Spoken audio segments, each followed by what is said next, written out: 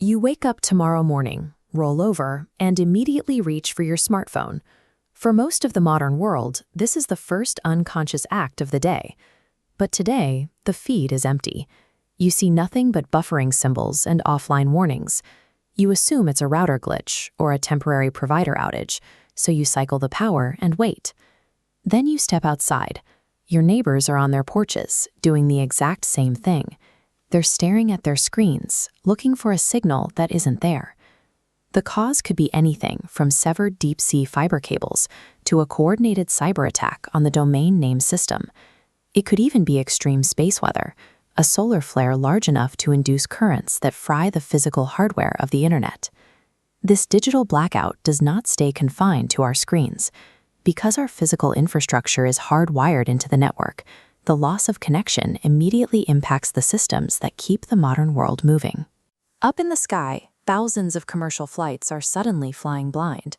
Pilots lose the internet-based air traffic control and weather tracking systems they rely on for navigation.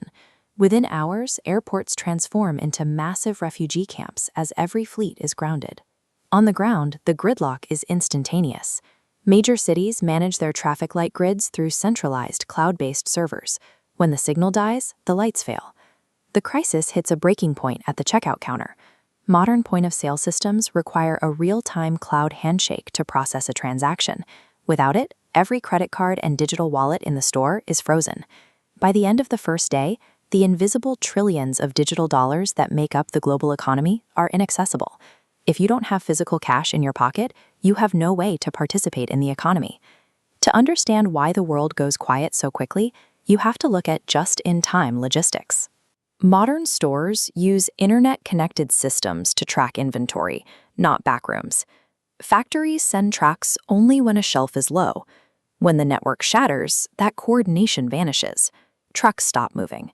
Within 72 hours, supermarket shelves are stripped bare. With warehouses silenced, no replacements are coming. Then the lights go out. Power grids use real-time sensors to balance the supply of electricity with the demand.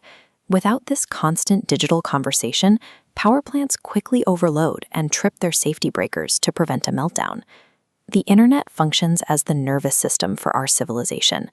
Without it to coordinate food and power, the physical systems we rely on for survival simply stop working. After 1 month, the global economy is unrecognizable. Stock markets are frozen, digital banking is inaccessible, and cryptocurrencies have vanished along with the networks that hosted them. In this vacuum, paper money loses its meaning. Trade reverts to a survival-based barter system, where the only items with value are clean water, antibiotics, and fuel. National governments struggle to maintain any form of civil order. They have no way to broadcast emergency alerts or instructions to a population that has spent decades relying on digital screens for information.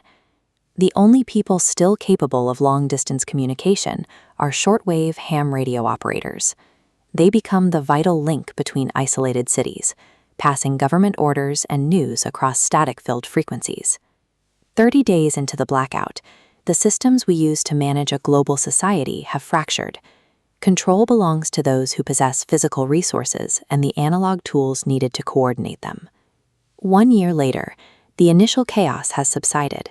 Humanity has transitioned into an era of mandatory self-sufficiency. If food isn't grown in your immediate community, you don't eat it. We begin rebuilding the communication networks of the 20th century. Technicians perform the manual reconnection of abandoned copper telephone lines, bringing back landline phones to speak to someone in the next town over.